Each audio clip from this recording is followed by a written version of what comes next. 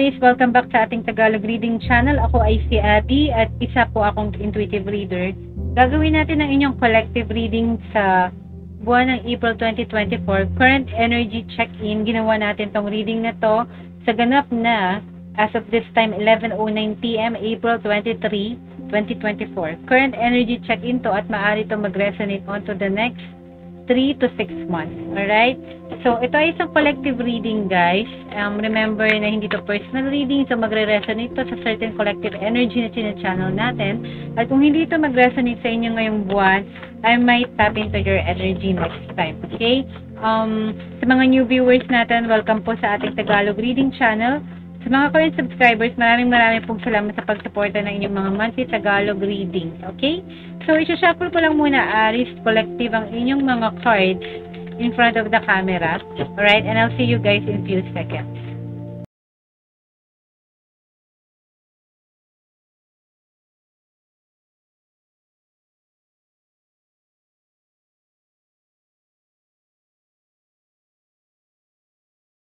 Ay, again, Aries. So, gawin na natin ang inyong general light reading. Current energy check-in to as of 11:11 PM, April 23, 2024. Okay, gagamitin natin ang Oracle card ni Kyle Gray, Keepers of the Light Oracle card. Ito ay mga Ascendant Masters, mga Spirit Guides, and mga Divine Spirits, no? Na magsasabi ko ano ang mga gabay ninyo para sa buwan na to all the way to the next 3 to 6 months. Short-term prediction. Are you ready? Aries. Okay. So, at position 1, Aries, meron kang Lady Nada. First time niya mag-appear sa lahat ng mga readings na ginawa ko so far. Heart Awakening. Okay? At position 2, nandiyan si Lord Ganesh. It's an Indian god, no? Infinite Abundance. Okay, para magkakulay sila, no? Para silang medyo green and yellow. And then, parang gold type. Okay? At position 3, nandiyan si Paul the Venetian, Experiencing Grace. Okay. At position 4, nandiyan si Sanat Kumara, Light Activation. At position 5 naman, nandiyan si Commander Ashtar, Call to Action. At position 6, nandiyan si The Divine Director, no? So, I think first time tong lumabas sa reading so far din na nagawa natin for the month of April, Intervention and Purpose. And at the center, nandyan si the Holy Spirit. Wow, expect miracles at the center. Napakaganda naman ng center card lalo, no? So, okay, simulan na natin, no? Sa position 1, yung mga bagay na kailangan mong i-release, let go completely, o yung kailangan mo na finally i-reveal or i-unleash para alam mo yun, maging may movement finally, no, to help you, to aid you. So, let's see what she has to say. Si Lady Nada, Heart Awakening daw. Medyo close of ba tayo latest pagdating sa ating feelings and emotions. Basahin natin. Awaken to acceptance and divine love. Give and receive in balance. So, it could be, no, may mga relationships tayo that hindi in harmony right now or hindi balance. Medyo off. Medyo, yung isa more of a giver than a taker. Tapos, the other end siguro receive lang ng receive, tayo yung bigay ng bigay. So pag gano'n ng hindi balance, guys, no, ang sinasabi kasi dito, ang kailangan mong ring bigyan ng make sure na ibabalik din yung amount of energy na binibigay mo sa ibang tao, and attention, time, and effort, no. Everything we give out, we must ensure na nagbabalik sa atin, no, kasi alam mo yung kamay natin, hand of receiving and the hand of giving, di ba? Yung pumapasok sa atin at yung lumalabas sa atin. In esoteric belief yan. Ngayon, ganoon din dapat sa buhay mo. I-apply mo to. And as part of that, sinabi rin dito, awaken to acceptance and divine love, no? So, pwede rin na, baka naman dinideprive or natin yung mga sarili natin sa chance natin na maging masaya, magmahal, kasi tandaan nyo, guys, na we deserve, lahat tayo, deserve natin na maging masaya, maging fulfilled, okay? Kung something na off sa career or sa buhay natin, we deserve to be loved, respected, we deserve true people, friendship, and true love, okay? So, wag nating i-hold back yung sarili natin. It's about time na ipakita natin that what we seek out there comes to us. Okay, parang law of attraction din yan. Okay, basta sinasabi lang dito, wag tayong bigay ng bigay tapos wala tayong natatanggap, or wag tayong receive ng receive tapos hindi tayo marunong mag-give back. Okay? It's about time na i-open up mo yung heart mo at the center, no? Yung puso mo to experience yung love na balance and in harmony sa lahat, na may sense of parang peace. Okay? Yan yung sinasabi dyan. So, for whoever will resonate on that. At position to si Lord Ganesh, infinite abundance. At yung kailangan mo daw ipagpatuloy. Obstacles are being removed. Ang ganda naman, no? So, mapapansin mo yan slowly as of right now and into the coming months na yung mga challenges, problems, worries mo will be lifted up, no? Mawawala yan. Okay? Yung sinasabi dyan. And makaka-experience ka finally ng movement or galaw pagdating sa pera mo, sa career mo. Once na parang feeling mo may stagnant or stuck siya, no? Walang movement or parang nade-deplete yung energy and resources natin. Not only the money, hindi rin yung career, hindi lang yung love life natin, no? It's just yung abundance will come in all forms. Pwedeng sa family mo, nagiging mas masaya, nagiging mas stable, nababawasan yung pagtatalo. These things, no? Basically, all the great things will come to you. Yun ang sinasabi dito sa infinite abundance na to. And you need to believe that. Kailangan mong paniwalaan yan. Spiritual support and connections are increasing. So, ang maganda rito is that yung abundance na to na sinasabi sa wealth, sa health, no, sa career mo man yan, sa love, sinusuportahan siya, no? Talagang it's planned, no? Not only by you, pero may tumutulong sa'yo para ma-attract mo or ma-pull in mo tong mga abundance na to when it comes to money, sa success, and sa love life mo and other relationships, no, friendship and family situation, nag-i-improve, gumaganda. Okay? Yun yung kailangan mo ipagpatuloy to continue attracting. Do whatever it is na ginagawa mo right now para ma-attract mo yung, alam mo yung success, yung money na pumapasok sa'yo, may galaw din, yung may improvement, may promotion, you know, these things, no, mga good things and great things. Ano yung ginagawa mo lately para dumating yun? Nagmamanifest ka ba? Marami ka bang ginagawa? Like, parang nag-clean up ka ba ng declutter or ng space mo para mawala yung mga negative energy? Tapos para ginagawa ka niya para pumasok yung mga positive energy kasi may positive thoughts ka, positive affirmation. Alam mo yan, those things, no? So, continue doing it. Kung ano man yung tingin mo na nag-a-attract sa'yo ng kasaganahan. Okay? Now, position 3 sa manifestations Aries, no? Paul the Venetian, experiencing grace. Okay? Ang sabi dito, share your gifts with grace. And waves of inspiration and love are coming to you.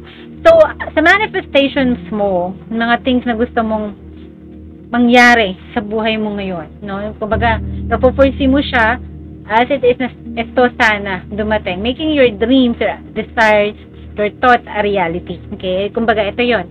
As sinasabi dito, may graces na papasok sa manifestation mo only if ito sinasabi. Also, you know how to share your gift to others gracefully. So, kumbaga, alam mo yan, may infinite abundance, may experiencing grace. So, papasok, but, ang sinasabi dito, let me stress you out. Yung position 1, stress it out, no, na, ang sinasabi dito, give and receive in balance. Okay? Make sure na it's not off, ha? Hindi yung bigay ng bigay, tapos wala kang nare-receive. It's not balanced, okay? So, kailangan fair tayo dito, give and exchange of energy. And at the same time, sinasabi dito na waves of inspiration and love are coming to you. So, maaaring minamanifest mo is mga creativity lately sa buhay mo, concept, mga new ideas, new business na contemplate ka, and love, and relationships. Okay? But sinasabi rin, don't forget, no, sa manifestation mo, yung gift mo, yung talent mo, whatever it is na tingin mo na maging contributor ka, i-share mo yun sa ibang tao. Yung knowledge mo sa work, yung pagiging responsible mo, mga good qualities mo, yung aura mo, yung vibe mo sa friends mo, sa personal relationship mo, even yung love relationship mo. You have the ability to love, may ability to mag-take care ng mga family members mo, then share it with grace. Kasi, ang sinasabi, be more generous pag nag-manifest din tayo. When we manifest kasi, expect na ang mindset mo is about abundance and grace. na hindi tayo nauubusan. Wala ka dapat dito na mindset na scarcity or alam mo yun, yung parang the lacking mentality. Hindi ganon sa manifestation. Okay? The universe is infinite. Okay? The universe is abundant. Ganon ang mentality na lahat, nagiging money magnet ka, nagiging success magnet ka. Okay? Now, at position 4, Aries, nandiyan si Sanat Kumara, light activation, no? Sa Indian, I guess, na God din to, or parang deity, or guide siya, no? I think, apat yan sila, Ginugal ko last time. Kasi lagi siyang lumalabas sa mga reading. Light activation daw. Ito yung external energies, which is good kasi, kung ito yung external energy mo, it's about light, enlightenment, awakening, realization lately, perspective na bago. Talagang may bago kang perspective right now for some reason na lang, no? Finally, no, done with the old you, ine-embrace mo yung bagong ikaw, no? Or you're currently working on yourself to be better para mas mag-improve ka, no? Share your light, okay? So, don't be afraid to show yung good side mo. At ma-appreciate yun ng iba. When you share it, yung good side mo, yung light mo, yung joy mo, yung goodness mo, yung positivity sa iba, it will shine naman sa aura mo. Okay, so there's something na nagtitrigger para mas mag-improve ka. Yun ang nararamdaman ko dito. Para kasi, you know, it's a completely new you. It's a completely new you. Yun ang sasabihin ko sa inyo. Sinabi dito, your internal guidance is coming through loud and clear. So, yun nga. Ang sinasabi to, maybe you're highly intuitive. Di ka naman manonood ng tarot kung di ka highly intuitive. Like I always say, no? Para to sa mga spiritual and enlightened and open-minded people na alam mo yun, ina-embrace ang mga, and nire-respect ang iba't ibang mga belief system natin, okay? As long na wala tayong inaapakan tao, it's okay, okay? You embrace yung parang mga realizations lately. Ito yung nakaka-trigger sa'yo para mas mapabuti yung ikaw as a person na it's a completely you na parang alam mo yun, binabanish mo yung old negative things in life din. Yung sinasabi dito kasi light activation to. So meaning, you're willing na mag-transform ka to be a better person. Maybe iniiwan mo rin yung mga masasamang bisyo. For some reason, may nag-i-inspired sa'yo. Sorry, nagalaw yung table kanina, no? Kasi gumagalaw yung paa ko habang nag-read it. Sorry. Then, going back to sa reading mo, so there are things na parang inabandon mo na hindi good sa'yo. And for some reason, may external energy na nakaka-influence dyan. It's a good kind of external energy. Okay? Now, this is just one example. Yung mga vices, inabandon mo na. Mga old bad habits, no? Na hindi nakakatulong sa'yo. Inabandon mo na. You're eating healthy na. Healthy diet, nag-exercise, no? And strong work ethics, no? Mas matipag ka ngayon. No, these things are for your betterment. Okay, now, at position 5, ito yung kailangan mo ibigay sa sarili mo o sa ibang tao. Commander Ashtar, call to action. Okay? Take charge, lead by example, walk your talk. So, ang sinasabi dito, like I said, no, may nabago sa'yo. One example is sumipag ka pa. Naging mas ambitious ka, maging hardworking ka. You're willing to correct yung mga mistakes mo dati. Ayaw mo na mangyari ngayon yun. It's a completely new you. Iba yung perspective mo, yung pananaw mo ngayon. Kung before, medyo, baka nagko-complain lang tayo. Complain, but we do more, but we complain more, no? Ngayon, parang binabawasan natin yun. This is just one example. Kasi, Commander Ashtar says, call to action. So, it's more about do the talk. Sabi ito, walk your talk. Okay, take charge. So, you are a born leader. Okay, maniwala ka sa sarili mo na you can owe up sa mga responsibilities. Okay, you can be matured as well. I think you're capable na mag-lead din sa isang team, sa isang business, sa isang endeavor. Okay? Or to lead a family, start your own business, start your own career. No, whatever it is, commander nga. You're a commander. Okay? You take charge, you take the lead, no? So, it's more like you're an initiator as well. Kasi ang Aries is cardinal sign. Cardinal signs are initiator. Aries, Libra, and Capricorn, and Cancer, no? Sa respective elements, sila yung mga leaders, sila yung nag-initiate, nag-take charge. So, you are born to do that. Okay, Aries? Yeah, and then walk your talk. Okay, it's not only about planning something, you need to do something about it. Kailangan mo ng action. I-execute mo yan. Okay? Yun ang advice sa'yo. Kailangan may bigay sa sarili mo. Move. Okay? Push yourself to be better. Okay? Now, Aries at position 6, first time lumabas ang ating Divine Director, no? Intervention and purpose. Alam mo, i-google nyo na si Divine Director kasi I think may role talaga siya sa heaven or sa spirit realm. Okay, ang sabi dito, first time yan lumabas, basahin natin, divine intervention is occurring. Ang ganda naman. New beginnings to, may divine intervention daw. Know that you are being guided. Happiness is your purpose. Okay, sa mga new beginnings mo, ang sinasabi dito, you are guided sa mga new beginnings mo. It's not just parang, alam mo yon, pag lahat ng bagong simula mo, may tulong na kalakip yan. Galing sa ating Panginoon, whatever your belief system is, o sa paniniwala mo. May tulong na kalakip yan sa kanila. Magpasalamat tayo. At ang mga new beginnings yan, sinasabi dito is that kailangan, ang purpose mo, iisipin mo lagi, maging masaya. Ang mga new beginnings.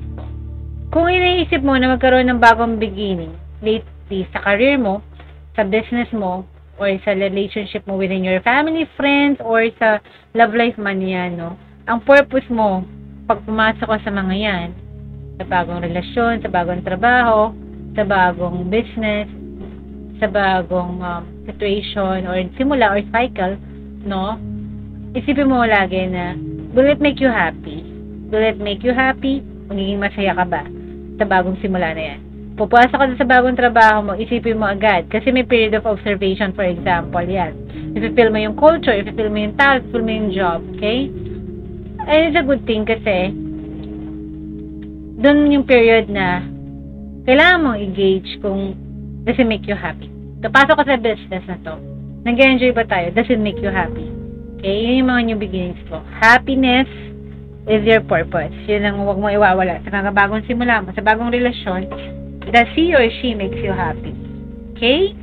Now, at the center naman, lessons that you have yet to learn or kailangan mong matutunan or maaaring natutunan mo recently is the Holy Spirit. Expect miracles daw. Okay, maaaring lately, no, for example, hindi tayo naniniwala sa miracles, although we're Christian or Catholic. Tagalog to, so I assume na most of you Catholic, no, and few mga maybe Christian denominations, Muslims, or other religion, doesn't matter, but, ang sinasabi dito, lessons na pa mong matutunan, mag-expect tayo ng impossible, na it can happen. Anything can happen. Trust me, guys. Maraming plot twists, may free will tayo, and we have the power, may kapangyarihan tayo mag-manifest to create our own reality. In Catholic belief system, we call it miracle. Okay? Divinely guided. Sinabi dito ni Divine Director, diba? Divine intervention is occurring, and that means miracle. So, you're guided with the Holy Spirit or connect with the Holy Spirit. Yun ang sinasabi dito. If you want to turn around ng mga events sa buhay mo, yung impossible, nagiging possible pa. There's always a way, naniniwala ako dyan, guys. Kung positive affirmations lang, kailangan may pagpatuloy, positive thoughts, no? Yung desire mo is in alignment ka, and for your highest good, nothing is impossible. So, ang sabi dito, remember that only love is real. Okay. So, balik tayo sa love, no? So, it be platonic, romantic. It doesn't matter within the people around you or sa relationship mo. May himala pa raw when it comes to, I'm reading this intuitively then based sa caption na if it's concerning love, no, romantic or non-romantic man to, expect pa rin na there's a miracle, there's hope to it. Okay? And then sabi dito, miracles will occur naturally. The Spirit has your back.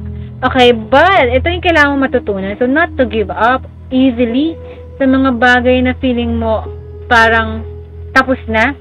Like a done deal, done business, done career.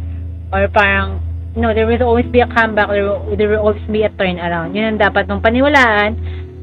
Think positively. Kung titingnan mo yung baso, half full lagi. Half full. It's like about perception. Okay? So, you can attract abundance. Yung infinite abundance yan, ang miracle na yan, yung experiencing graces na yan. Okay?